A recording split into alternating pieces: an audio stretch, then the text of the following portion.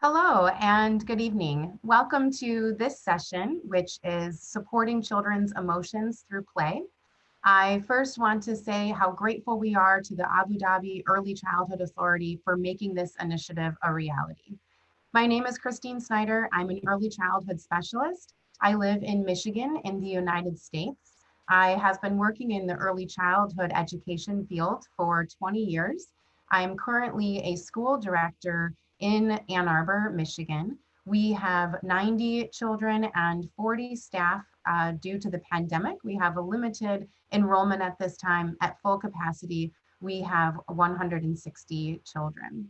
I'm also a professor at a university here. I teach in the College of Education in various early childhood topics. And I'm also a parent of two young, wonderful children. I have a 7-year-old son and a 1-year-old son. So today, as we talk about play experiences and how that supports children's social emotional development and helps them process big emotions, I'm going to draw from multiple experiences, including my teaching experience, supporting children currently in this pandemic with their big emotions in our school here, and then also as a parent over the years, and again, specifically in this pandemic time. I'm so grateful that all of you could be here. These opportunities are so important for us as parents to have connections, to get support, and get some new ideas for thinking about how we support our little ones. At the end of the content, we'll have an opportunity for some question and answer. So I invite you to provide any questions that you have in the chat box, and I'll answer as many as we can at the end of today's session. So I'm going to go ahead and share my screen with you, and we will get started.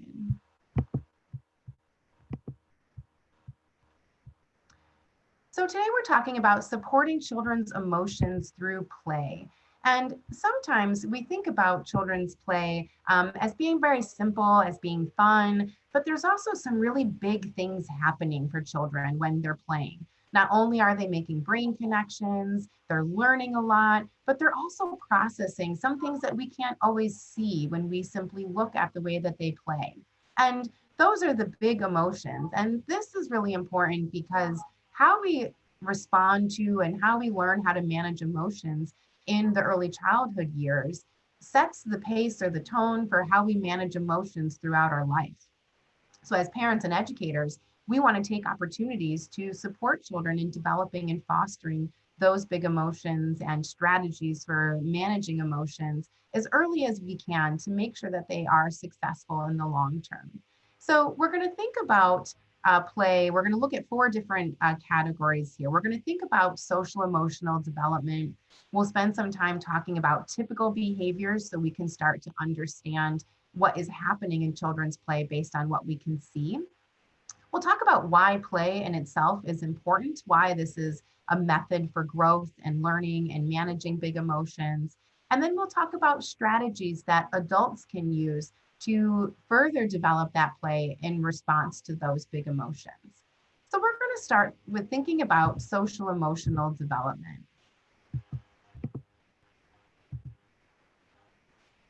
There's a few things that are important to understand. And with emotions, like many other things, regulation is a word that we often use to talk about emotions. And that means it's being able to process and respond in ways that are socially acceptable and appropriate.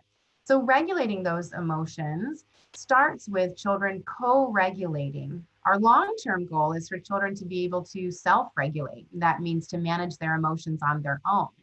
But very young babies and even toddlers and even young children in the preschool years co-regulate first. And that means they parallel, they imitate, they align their emotions and their responses with the caregivers that they are around. That means the way that you respond to your emotions is going to help children respond to theirs.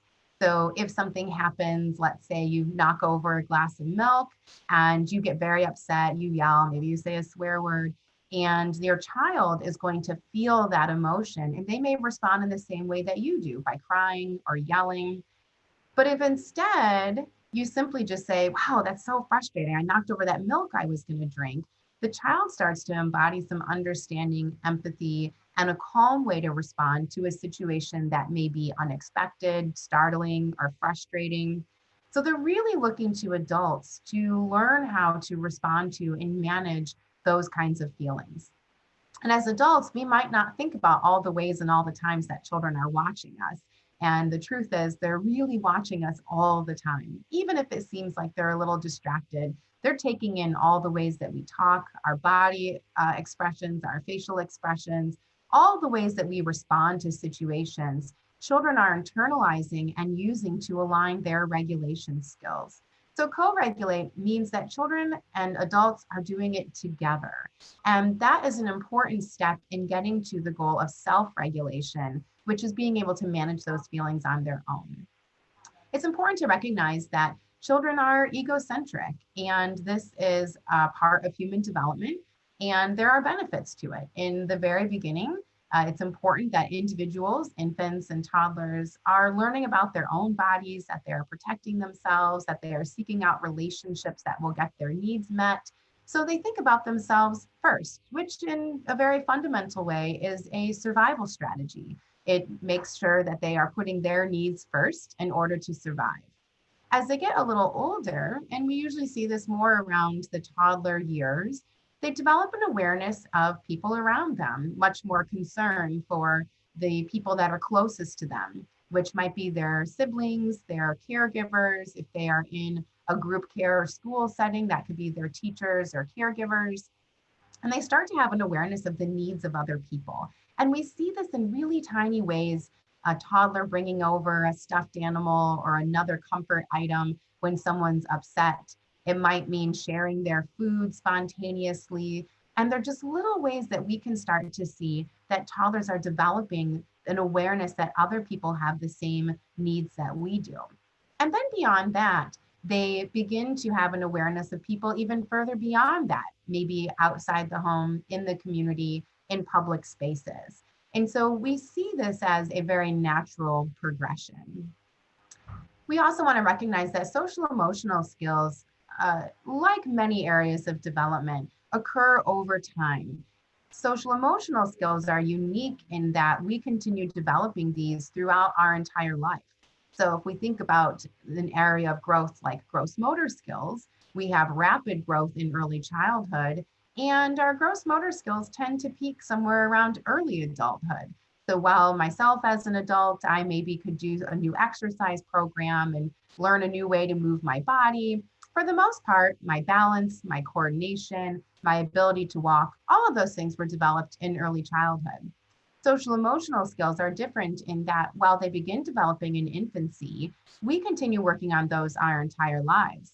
As adults, we're working on different types of relationships, maybe in the workplace, in our partners, in our homes, our relationships with our children, our relationships with our parents as they age. And adults have to continue to work on managing their emotions in unexpected situations, and they continue to work on areas like problem solving. So while we can expect that children will reach specific milestones in areas like gross motor skills, we might have to be a little more patient to see some of the social emotional development fully blossom, and sometimes even into adulthood. Sometimes when children express big emotions, that can look like a regression. And it may seem like a child is acting maybe younger than they actually are. And for adults, that can be frustrating. So if you have a child who is 3 or 4 going through something difficult where they may typically be able to communicate their needs in words, during a difficult emotional time, they may resort to things like crying, kicking, screaming, and it can be a surprise to us as adults that why is my child who can normally express their needs in words now expressing themselves physically? And we'll talk more about these behaviors as we move forward. We also want to recognize that while there are some predictable milestones in social emotional development, it's not necessarily linear, which means some children are going to develop in certain areas sooner more than others. And social emotional development is very complex. That includes the ability to recognize one's own emotions, recognize the emotions of others, solve problems, seek out healthy relationships. all of those different dynamics. And some children are going to develop some of those skills earlier. Maybe you have a very young child who is empathetic and notices or responds to the emotions of others, while it may take another child a little longer to develop those skills. Likewise, some children are more inclined to seek out relationships with others, and some children might withdraw a little more. And both of those behaviors or responses are okay. It has a lot to do with individual temperament, which is different for each individual. And it might mean that the ability to work with others or be around others comes a little later if seeking those relationships isn't a child's preference. Because social emotional development is so complex, it can feel challenging as a parent or as an educator to understand and respond to children's individual different growth patterns in the social emotional development area. So I want to focus in on a couple of these ideas. Reinforcing the idea of co-regulation and self-regulation. This is going to look like imitating emotional reactions. And we can see these with big, difficult emotions, but we can also see these with happy and excited or even serious kind of subdued emotions. All of the ranges of emotions that we experience as adults, we're going to see with children too. We have the ability to make dozens of different facial expressions. Infants are born with maybe about 8 different facial expressions. One of the ways that they learn all these different expressions and are able to interpret the expressions of other people is through this idea of co-regulation. So they're learning how to read and respond to the feelings of others as well as their own. Some of the ways that we can see this co-regulation happen in verbally is that children are going to explore emotions by repeating strong words like hate, never, and no. And while we may apply it in situations that we think are serious and intense, sometimes we hear those words from children in ways that seem kind of surprising or small or maybe kind of over applied. So for example, where I live in Michigan, we get a lot of snow in the winter, and that makes driving very difficult. And so I might say to my husband, oh, I hate driving in the winter, which feels like a true statement. It causes me a lot of stress. It feels very dangerous. A lot of times there are accidents. Sometimes people are unkind when they're driving. But then I might then hear my child say, something kind of that seems kind of simple. He might say, I hate having to fold socks. And that might seem kind of simple that, well, we all need to fold laundry. That's how we make sure we have clean clothes. That hate seems like a very big feeling to attach to something that is low risk, low stress, but not very time consuming. But that's the way that children play around with words and play around with emotions. He might not be experiencing big stress in the way that I am in driving in bad weather or difficult traffic situation. But children only know how to apply those feelings and those words to the situations that they experience. So they're still developing their own spectrum of understanding these big emotions. And so we'll hear them apply big adult language to their kind of more simple childhood experiences. This goes along with mirroring mood and tone. So if we are positive, if we are upbeat, if we're open-minded, if we approach situations with the ability to solve problems or considering different perspectives or alternative solutions, that's something that children embody too. But if we often have a mood of feeling defeated, stressed, angry, if our tone is harsh or sarcastic, those are the things that children start to use too. They start to see themselves that way. They start to see the world that way. And so one of the things that we often try to help parents and teachers do is to really practice the behaviors we want to see from children. So if you want children using a respectful tone, making sure that you're talking with a respectful tone first. If you want your child to have a positive attitude about cleaning their room, make sure that you're modeling a positive attitude about cleaning your house.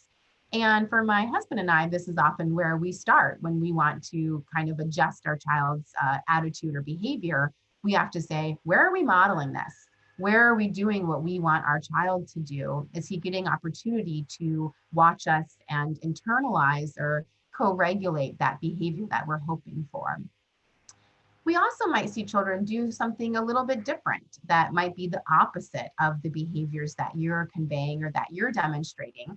And sometimes they will have countering moves to try and restore balance. So if adults are stressed or angry, that children might try and be extra happy or upbeat to kind of flip that. And it's their way of trying to figure out, how do we get back to that kind of balanced state of emotions? So those are some key ideas about co-regulation and self-regulation. Thinking about the me, you, and them component, this visual can often be very helpful to think about children's idea of self and their focus on their self being at the center, like a bullseye. So most of their actions, their words, their emotions are going to be targeted or centered on their experiences. They may periodically venture out into the next ring, maybe that red ring there, as an understanding of you, your relationship, your needs, your emotional expressions. And then further out, the surrounding community. And then as children get much older, a broader sense maybe of the world and things that are true for all humans, not just themselves and the relationships that we have with people. Holding this idea center to what your expectations are for children can help us just remember that they are very naturally focused on what their needs are. That's the center of their understanding, and understanding their needs first makes it easier for them to then understand the needs of others, that they're going to relate experiences that they've had, they're going to relate their view on emotions, their names for emotions through their own lens. So a solid development at the center can help grow those surrounding rings. And as a final thought in this section, I want to just add some notes about regression behaviors, that when children are experiencing stress or big emotions, that we might see a pattern of behaviors that can be frustrating. And being able to name them and recognize them as regression behaviors can help us understand that it is both normal and typical for these things to happen temporarily during difficult moments. So we might see children acting out, so behaving in a way that we would not expect or that may seem disrespectful in the moment.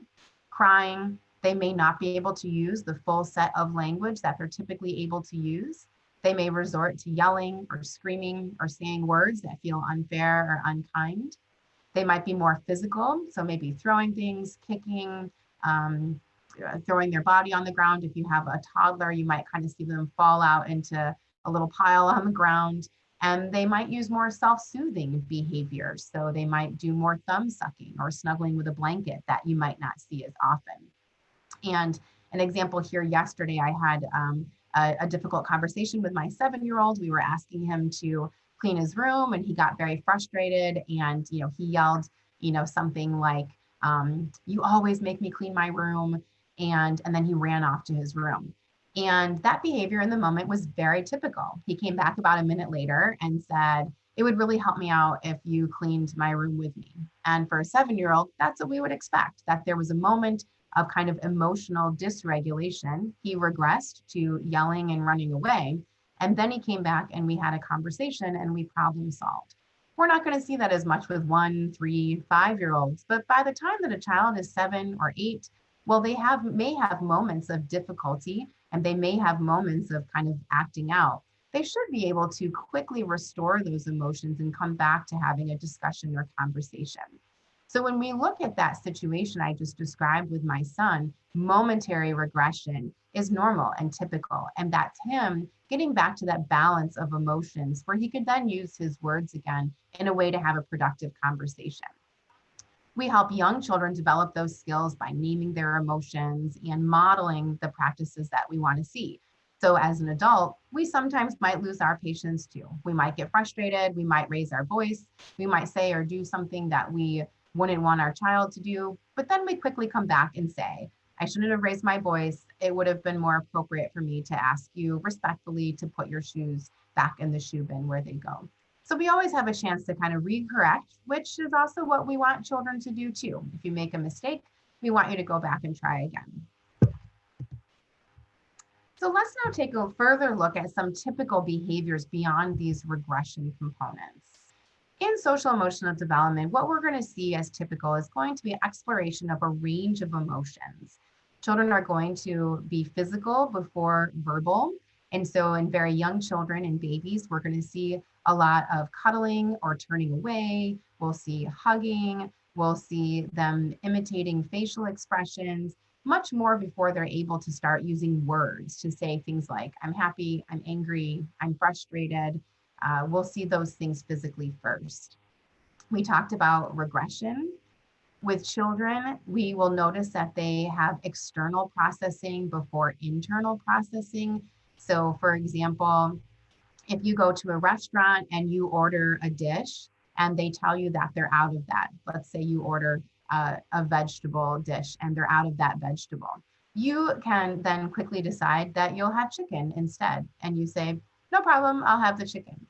For children, we're much more likely to see that an external process where if they can't have something, they're going to express their emotions physically, maybe verbally, and they're going to out loud kind of process the difficulty of not being able to get what they want. They might need support in considering alternative options, choosing an option before they can get to the point of deciding what they want.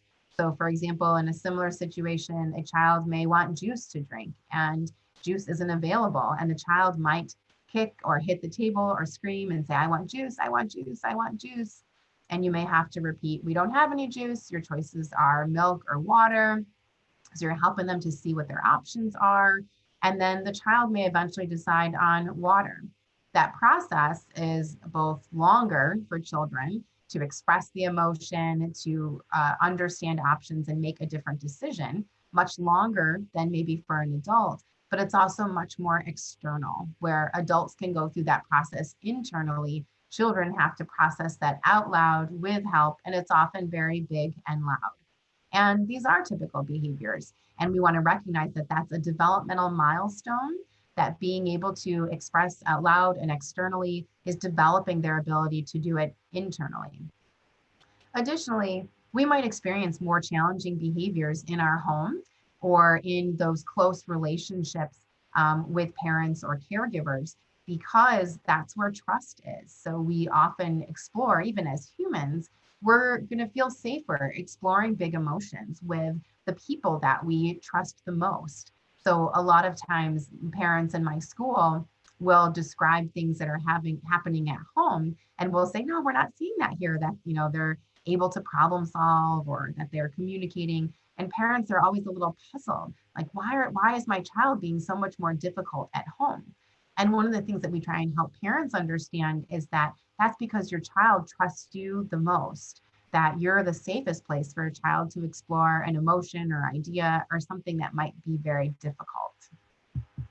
So some typical behaviors that we might see with these big emotions are, crying, hitting, clinginess, withdraw, or maybe even yelling. What would be atypical is if we see young children engaging in self-harm behaviors, if they have inappropriate reactions to situations, so laughing when someone gets hurt or crying when something is happy or affectionate, if there's an extreme intensity in a child's behavior or prolonged intense reactions. So when I described my oldest son's behavior last night, him coming back to a conversation 1 or 2 minutes later is not a prolonged intense reaction. For my 1-year-old, he may get upset and cry about something for much longer. And that makes sense because he's still developing that ability. So my 1-year-old having a crying fit or a crying tantrum for maybe 4 or 5 minutes would not be developmentally inappropriate. That would be appropriate for his age. My 7-year-old crying for 4 or 5 minutes may not be appropriate. So just paying attention to how long with intensity is a reaction to a difficult situation. So these are all the things that we need to understand about typical social emotional development that can help us to begin to think about how we can foster the long-term goals and the gradual development that we understand in the social emotional area through play. So let's think about why play. Why is play an important part of children's development? How can we use this as an opportunity for growth and learning? So the first thing is that it's developmentally appropriate. So for very young children, they're not as likely to learn something from simply a conversation or a worksheet, and maybe not even from a book, though books are very good strategies for helping children explore different emotions, for considering perspective. They can be a very useful tool, but children need opportunities to be hands-on and follow through with their own ideas, express their own thought. So it's developmentally appropriate. And even as adults, there might be ways that we explore some things through maybe non-academic or non-direct ways, through our own, whether it's exercise or adventures outside, that we can learn things in that way too. But children need much more of it.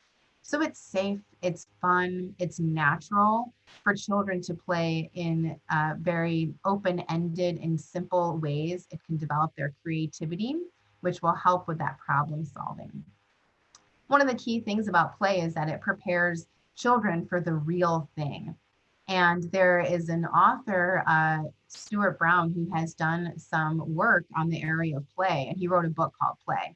And his point in that book about preparing children for the real thing, he uses animals as a metaphor for describing kind of our natural instinct. And he describes the way that wolves or bears will rough play with each other. And it may look like fighting, but really what they're doing is practicing fighting. So it's playful, but it's building their muscles, it's building their strategies in the event that they're ever in a situation where they need to use those fighting skills. So for children, it's less about fighting, but it's more about developing their language, developing concepts, developing relationships so that they can use them in other concepts. So one of the examples I often give people, not necessarily related to emotions, but there's an element of struggle here that we can remove the emotional component by practicing through play. So one of the examples that I give is at meal times, we often want children to be able to feed themselves without spilling or without making a mess. And we often want them to learn that during mealtime. But that's the real moment. That's the high stress situation for children. So the best thing that we can do to help children in that regard is to practice that through play. So we might give children, you may practice this in the bathtub, you may practice it outside where you can accommodate a little more of a mess. But practicing scooping, dumping, filling different types of liquids. So whether it's water or you create a thicker liquid by adding different things that will help them experiment with balance, control, quantity. So dumping a little scoop into a big cup is going to work better than trying to fill a little scoop with a big cup. It'll overflow. Practicing these things in play is less stressful. It can allow them to experiment and figure out what works and what doesn't work. When we're in the real moment of needing a skill, it can be very stressful to need to be perfect at it right at that time. So when we think about those analogies of animals play fighting in order to be ready for the real fighter, we think about children practicing their motor skills and self-help skills in play. If we think about that in connection to emotional development, when children need to control their emotions in a real situation, they're more capable of doing that if they've been able to practice different ways of responding to emotions in play. And I'll give some examples of that shortly. Again, going back to the idea of external before internal, play allows children to externalize those ideas, the things that they're curious about, and practice those strategies out loud, sometimes with other people, sometimes with materials, toys, or props, before they internalize that ability. So they need to act it out. They need to work through it before they're capable of doing it on their own independently. Play also gives children an opportunity to learn through experimenting. So trial and error, figuring out what works and what makes sense and what doesn't. That in the real moment, in a relationship with whether it's a child and parent or a child and child, that you don't want to experiment as much. You want to get it right. We want to be able to speak respectfully, communicate our emotions with meaning, but also in ways that are socially acceptable. And so children practicing this in play, say with dolls or with stuffed animals, can really help them figure out what is the best and right approach in the real situation. Role play also allows children to consider other perspectives. When we're in an emotional situation, thinking back to that idea of being egocentric, we get very tied to our own perspective. And because emotions are connected to that, it's a lot harder for us to then think and consider the perspective of someone else. And that has a lot to do with the way brains work and the hormones that are connected to emotions. So when something stressful happens, our brain is flooded with cortisol, which kind of takes over. It's a benefit in fight or flight situations. It can create a big emotional response that can be protective. But what it also does is it eliminates our ability to kind of think rationally or spend cognitive energy on processing what someone else's perspective might be. In play, there aren't big emotions attached to the things that are happening. So children can be in someone else's, have someone else's perspective. And one of the ways that we see that the most in the classroom is when children are playing with baby dolls, they will often role play being the parent. And they might say things like, eat your peas, or you need to go to bed, or stop crying. And we'll see them act out the things that they have experienced at home, because at home, they don't get to be in that position where they're making decisions or giving directions. And in play, they can experience what it's like to be in that power position of being the parent. And they can then try out different responses. If they're telling their baby doll to eat their peas, they can role play and play around with how the baby's going to respond or how they're going to respond as the parent. So it gives them an opportunity to consider, what is it like to be a parent? And what is it like when the person that you're trying to give guidance to says no? So it gives them an opportunity just to consider what someone else might think, how they might act, what they might say, and different ways to respond. So let's look at a few examples here. So here we have a little one riding a bike, and she has her little animal in the back here. And this seems like a very typical common play experience. And I want to just zoom in for a moment and think about what's happening here for her in play. So she's obviously expressing some excitement, some happiness from the look on her face. And there's some other things happening here too. So she has her little stuffed animal here in the back. So it's giving her an opportunity to care for another creature besides herself in the way that she experiences her parents caring for her. She's also in a power position of being able to drive around that little stuffed animal, make decisions about where they're going to go, how they're going to get there, when they're going to stop, when they're going to start again. And so it's very simple play, but it's helping her navigate relationships and think about the different dynamics that she experiences as an individual, being taken care of, being led around, having someone else that makes decisions. So she may even pretend to be driving to the grocery store. She may pretend to be driving to school. She may have a play scenario connected to this that she has experienced as the little being in the back seat or being taken care of.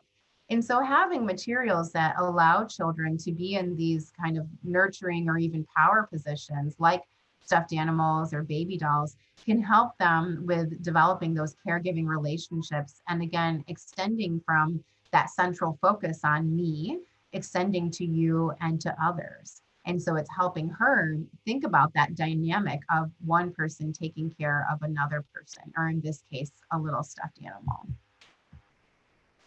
One of the most common ways that we see children play is that they imitate the ways that we play, the way that we interact with the world.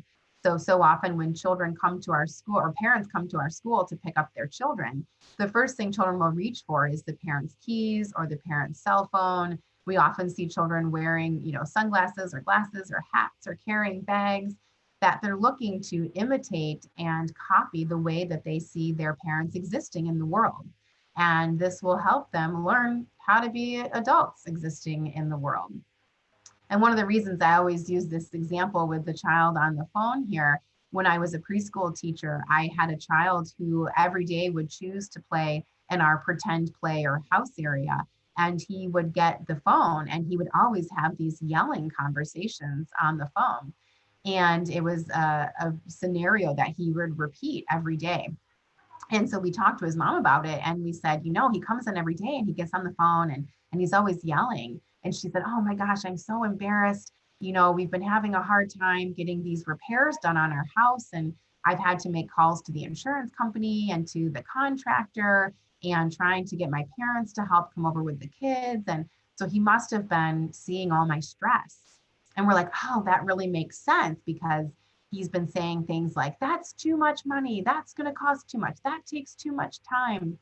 And so what it helped us understand is that he was observing and experiencing her emotions. And for young children, not always knowing what to do with those emotions, he was allowed to practice it and process it and play in ways that felt safe and comfortable.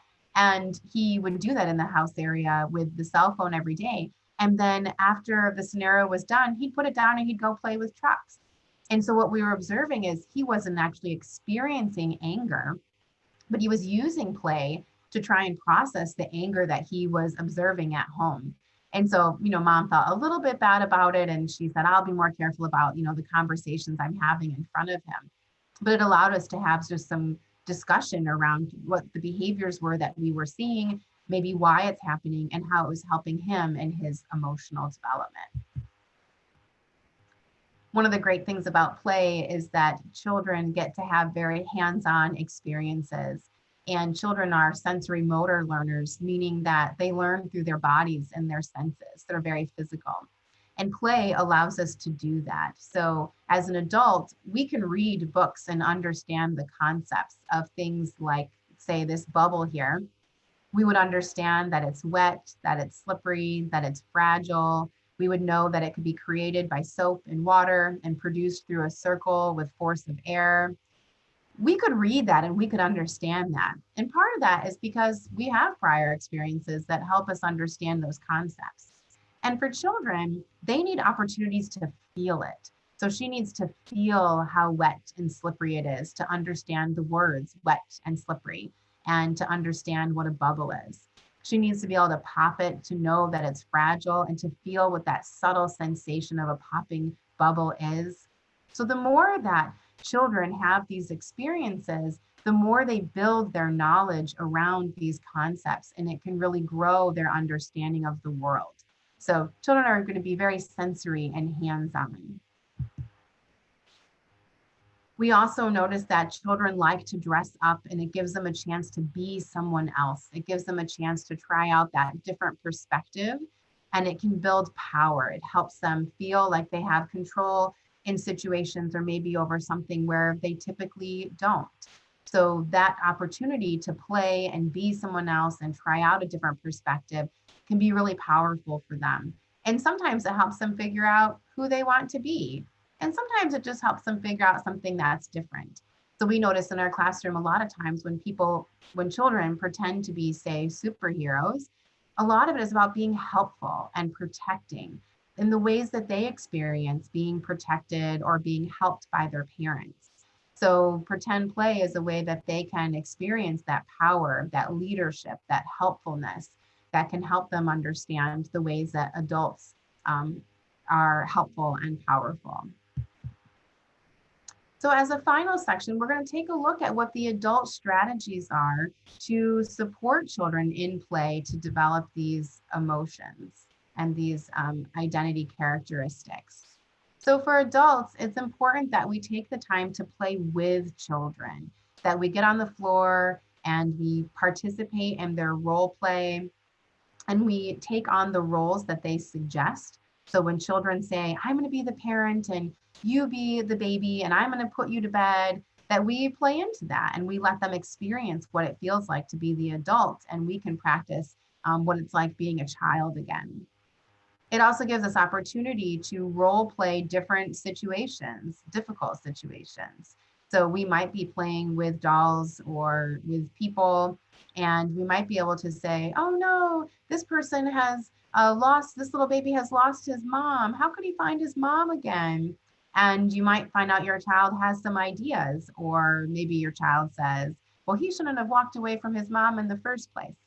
But that situation might allow you to talk through, what do you do if you get lost from your mom or dad?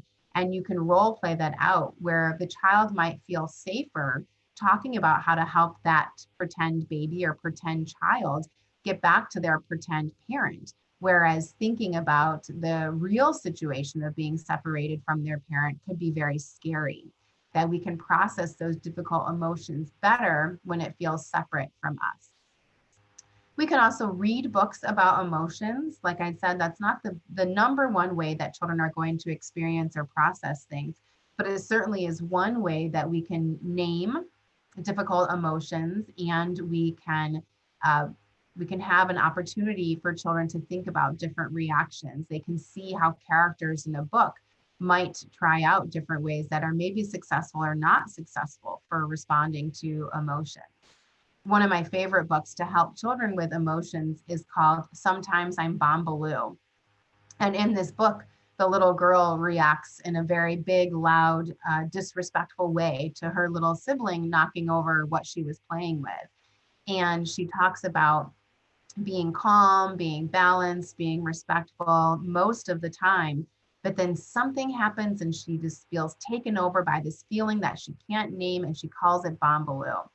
And you see in the story the little girl getting very upset, getting very frustrated, maybe being a little disrespectful. But what you see in is her also then feeling embarrassed and ashamed about the way that she reacted and the way that she treated her mom and her little sister, and how her mom helps her come back to to kind of a balanced place of emotion. And she ends by being able to work with her little sister better again. And one of the reasons that this story is so powerful is there are emotions that are hard to name. And I love the idea of calling it Bombaloo because it's out of control. What do you call it when you're frustrated and you can't find your words? And then also the mother's role in helping her come back to feeling calm and balanced and safe again. That when children do act out, when they have big emotions they don't know how to handle, we have a tremendous responsibility as adults to help them get back to that balanced state. Even if we're feeling frustrated or overwhelmed in the moment too, that's one of our jobs as adults, is to help children. And so the mom does help the little girl get back to calming down, and you can see the full process of working through difficult emotions. In play, we also have opportunities to pose what if questions, like the one I had mentioned about just figuring out what would you do in this situation? What options would you have? What ideas? What would be safe? What would be helpful? What would be hurtful? How do you think people would feel if those things happen? Adults also have the opportunity to talk about big emotions out of the actual moment. Again, when we're in the moment, the hormones that protect us can flood the brain with cortisol that makes it difficult for us to really think beyond that moment, that emotion that's happening in the moment. So when, say, a conflict or a problem has happened, we can be most successful supporting children when we take a little time and come back to it later. So that might happen through play, that might happen, facilitating a conversation with a storybook, but recognizing that in the moment, emotions are just too big. In play, it's a little safer. When we talk about it through pretend, it's not happening for us, but we're still developing the language and the cognitive process. Thinking back to that example about wolves and bears play fighting to be prepared for the real moment, when we practice processing emotions in play, we can then go back to those ideas and concepts in the real moment. Adults can also model managing big emotions, and this could be during play, but it also could be outside of play. That the more children get to see the ways that we can respond to difficulty, and that big emotions are real, that even adults are going to experience difficult things, and we need to practice how to respond. So adults can initiate that in play by a situation happening, maybe a pretend person is driving a car and there's a car accident. The adult is very angry, but then the adult calms down and realizes they need to check on everyone else involved and make sure they're okay. And so that parent in play could be modeling empathy. That the child might then be able to see that when big things happen, the first thing that needs to occur is that we make sure everyone is safe and everyone's okay. And then we can talk about the problem that occurred. And then for us, as we talked about in the beginning, expecting that regressions and life transitions can give us opportunities for more play, that we might see some regression, but we want to make sure we then use the opportunities to build and develop those skills further. So regressions are less, or they are shorter, or occur less frequently. So as adults, our responsibility is to really understand children's social emotional development and take opportunities to support that growth in learning side by side so that we're responsive to where children are in the moment. So the last little bit here is we're going to spend some time with some Q&A, some questions that you might have about your children's play or how play can be used to support children's emotions. So if you have any questions, you can go ahead and put them in the chat box. I'm going to end the screen share here.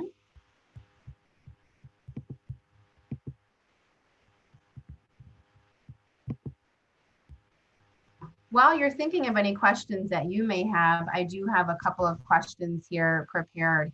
One of the questions people often ask is, what type of toys by age would be appropriate for children, particularly to support social emotional development? And one of the things that we always tell parents is that the more open-ended your toys are, the more open-ended the development is.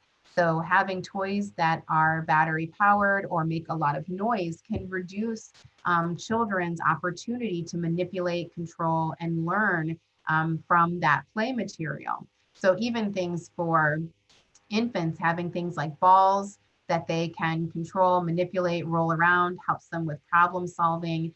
Having scarves that they can use for peekaboo or hide and seek can develop their trial and error and their ability to try out different ways that things work. For toddlers, it's important to have animals and people and things that allow them to practice those social or language skills that might help them practice what happens in real life. So even things like cars or dolls, animals, it doesn't necessarily have to be people that they act out things with, that the animals can be very useful for that also. But then again, thinking about materials that allow for some control and problem solving, like I had given the example of being able to scoop and pour water helps them with their control, builds their confidence, helps them problem solve, helps them try things in different ways. So even if you have, some time to play in the bath and you have 5 different size scoops and 5 different size buckets, them experiencing the combination of dumping different sizes into other size containers and then switching to a new material helps them think about alternative options and opportunities, which is one of the things that we want to have in social relationships, as the ability to consider other ideas, other perspectives, and other outcomes. So we want to practice that and play with objects before we can expect that to shift into relationships or social dynamics.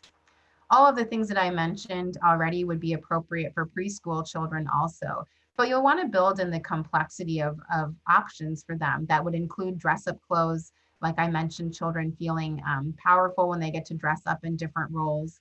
Also, puppets would be another way that they can explore and you can facilitate some role play. And then different props that allow them to act out the characteristics of the people that are around them. So even copying the things that you have in your home, the things that you cook with, your whatever it is that you use. Like I often have a cell phone and keys with me. So my children have those playthings also. So just thinking about your children's experiences, my children, regularly see a doctor. So having props that they can use to pretend to be a doctor, which allows them to think about helping and being in a position of knowledge and power. All of those things are going to help children process emotions and the people that are in the world to help us with our emotions. I'm going to take a look at the Q&A here. The first question is, what is the right to ask our kids to share, especially for children with developmental delays? That's an excellent question. So sharing is a tricky concept. We often see sharing as an obligation for children, and there are certain things that we share and certain things that we don't. So how we talk to children about sharing is important. So in an adult concept, I would not necessarily let any person drive my car. I wouldn't share my car in that way. But if my colleague needed a drive home from work, I would definitely share my car to drive them home. So part of it is understanding, what do we mean by share? If my oldest son has a set of blocks and my other child doesn't have any blocks, I might not even use the word share. I might present to my child and say, Thomas doesn't have any blocks. Benjamin, you have a lot of blocks. Thomas looks like he really wants to play. What could we do?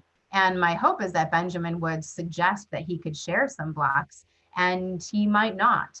And if he chooses not to, then it's important that I respect his choice. And I might say, you're already using the blocks, and I can tell you're frustrated, you don't want to share. What else could we find that might help Thomas have fun while he waits for his turn? So part of it is thinking about what does it mean to share. Part of it is turn taking. And then the next time when Benjamin goes to play blocks, you might say, Ben, I see you getting started with blocks. I remember Thomas wanted to play too. Which blocks are you going to start with so Thomas has some blocks too? So you can do it a little more proactively at the beginning of play, but a lot of it is building awareness about children's experiences, introducing the idea of turn taking, and you can even introduce kind of time frames. So if it's something that can't be shared or cut in half, like a set of blocks, let's say it's a truck that one child wants to use and another child already has, then you can introduce the idea of turn taking. We use something like sand timers, or you can get apps that have timers on them on, say, a tablet or a phone that can help children visually see how long it is until it's going to be their turn. So with children that have developmental delays, you're going to be even more cautious about how you present this idea. And the visual tool is going to be helpful for them to visually see how time passes, because time is very abstract. But it is important that we try and think proactively too about kind of minimizing the stress of sharing or turn taking, and deciding, what your value is around requiring sharing. If, proactively, we can help children see the opportunity, and you may require it through turn taking. So it's a little bit of a value judgment. What can we do for 2-year-olds who are jealous from 11-month-old brother? Yeah, that's very complicated. And part of it is that they're very aware of this social dynamic with you as the parent. They're very aware that they might not be getting as much attention. And so part of it is proactively creating opportunities with the 2-year-old that is time focused on them. Part of it might be creating space with the 2-year-olds when you're doing tasks with your 11-year-old. So when I was taking care of my baby, who's now 1, I would always try and make space or do it in a place where my older child could be with me. He's much older and a little more understanding, but he still needed those opportunities to have physical contact with me. He certainly regressed during that time. So that might mean I might try and read a book while I was feeding my baby. And then naming emotions. Part of it is their feelings are real. So you're upset, you want me to hold you, but I need to hold your brother right now. And naming emotions isn't always a quick fix for those emotions to go away, but they build the long-term awareness that emotions are real, and that when they're acknowledged, that we can calm and accommodate them. So even just using reassuring language like, you're feeling upset and that's okay. I love you even when I can't hold you. Sometimes I hold you, sometimes I need to hold your brother. The more that we create that external language to understand, the more they can start to internalize it. And you might talk again about turn taking. So I'm going to hold your brother right now, and when I'm done, I can hold you. And then follow through. So they build trust through our actions matching our words. And so when you put your little one down, being able to pick up the older one and say, now it's your turn. You waited. You really wanted me to hold you, but I had to feed your brother. You waited a long time. Now it's your turn. And developing the language around turn taking. But again, those feelings are definitely real, and jealousy can be hard to process because both the children want the attention. So for the younger child, if the younger child is feeling jealous in that situation, using the same kind of language, even though it's going to take much longer to process and fully understand the relationship, just naming those emotions and creating opportunities for each child to have that connection. And I can certainly, confirm that it's very challenging and it's very frustrating to help an 11-month-old understand the importance of both relationships. So In play, it might be just spending a lot more time on the ground with both children, playing on the floor in your home. And it might be even just taking little stuffed animals and having one stuffed animal, crying, and the other one's like, oh, you're so sad. I'm going to hold you. I'm going to give you a hug. Practicing with stuffed animals, the strategies that you're going to use as an adult, and creating those materials available for children to play with too. That both your children, definitely the 2-year-olds and maybe even the younger ones starting soon, is going to start practicing those emotions and that empathy with the animals themselves. So having them available for them to practice with is going to help them internalize those feelings too. One of the questions that people often have is, when will they start seeing their child play along with other children? And that's an excellent question. Just like the egocentric bullseye target model that I gave you earlier, that ability to develop relationships and play with other children is going to develop over time. So they may explore independently, but primarily they're going to want to have that connection and that relationship with you. When children are an infant or a 1-year-old, they will notice the people around them and may imitate actions, but they're not necessarily yet playing with them. They're playing more, we call that parallel play, playing more side by side.